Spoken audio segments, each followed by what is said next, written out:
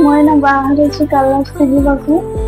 ଆଉ ମୁଁ ବାହାରୁଛି ଆଉ କେହି ବାହାରୁ ନାହାନ୍ତି, ମାଉସୀ ବାହାରୁଛନ୍ତି ଆଉ କେହି ବାହାରିବାକୁ ଯାଉନାହାନ୍ତି, ମାନେ ସମସ୍ତେ ଯାଇସାରିଛନ୍ତି ନା।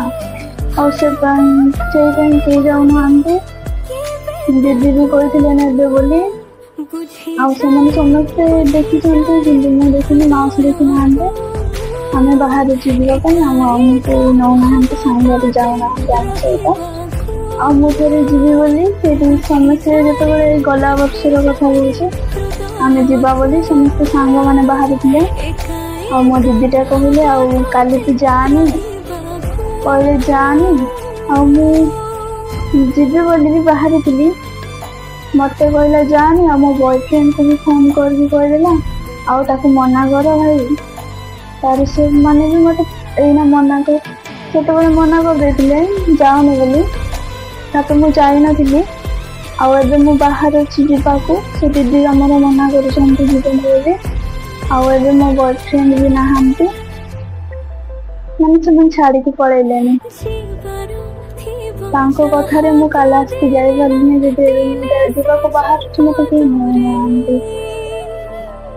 ମାନେ ବର୍ଷେ ହେଇଗଲାଣି ମୁଁ ଯିବାକୁ ବାହାରୁଛି, ଯାଇପାରୁନି। ଆଉ ଏବେ ବି ମୁଁ ବାହାରୁଛି ଯଦି କାଳୀ ପୂଜାରେ ଯିବି ବୋଲି ବହୁତ ଇଚ୍ଛା ଥିଲା, ନାହାନ୍ତି। ଏତେ ଜୋରେ ବର୍ଷା ହଉଛି ଯେ ଆମେ ଯାଇ ବି ପାରିଲୁନି, ଆଉ କେହି ବି ଗଲେନି, ଆମେ ଯାଇପାରିଲୁନି। ଆଉ ଏଠି କେହି ବି ନାହାନ୍ତି, ମୁଁ ଏକା ବସିଛି। ଆଉ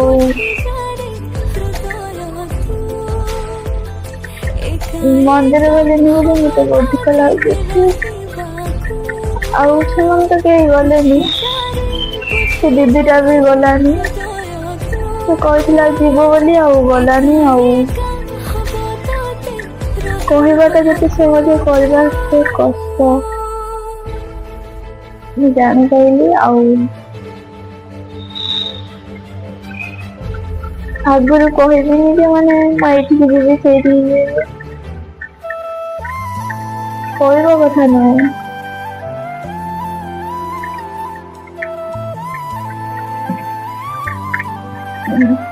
ସେ ଦିଦିଟା ଗଲାନି। ଆଉ ମାଉସୀ ବି ଆମର ବାହାରିଥିଲେ, ସେମାନେ ଯିବେ ବୋଲି ପୁରା ବାହାରିଥିଲେ। ଆଉ ଏଇଠି ତେଲୁଗୁ ଏରିଆ ନା, ଆମେ ତେଲୁଗୁ ମାନେ ଭାଷା ଜାଣିନୁ, କଥା ହବା ଭାଷା ଜାଣିନୁ। ଆଉ ସେଥିପାଇଁ ଆମେ ଦି ଜଣ ଯାଇପାରିଲୁନି।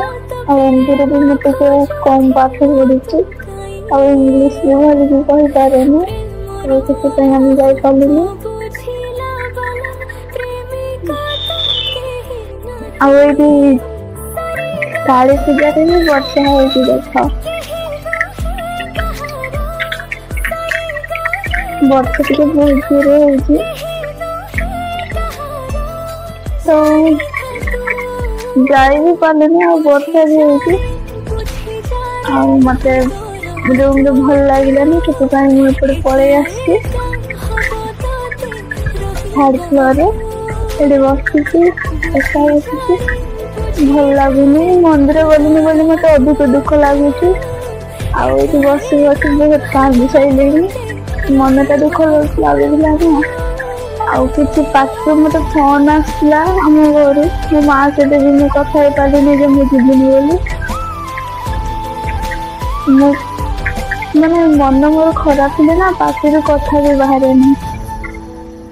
ଆଉ ଆମେ ତ ଯାଇପାରିଲୁନି, ଦେଖିବା ଆଉ କୋଉଦିନ ଯିବା ନା ନାଇଁ ମୁଁ ଜାଣିନି, କିନ୍ତୁ ମୋର ଯିବାର ବହୁତ ଇଚ୍ଛା ଥିଲା, ସେଥିପାଇଁ ବାହାରିଥିଲି। ସେମାନେ ଗଲେନି,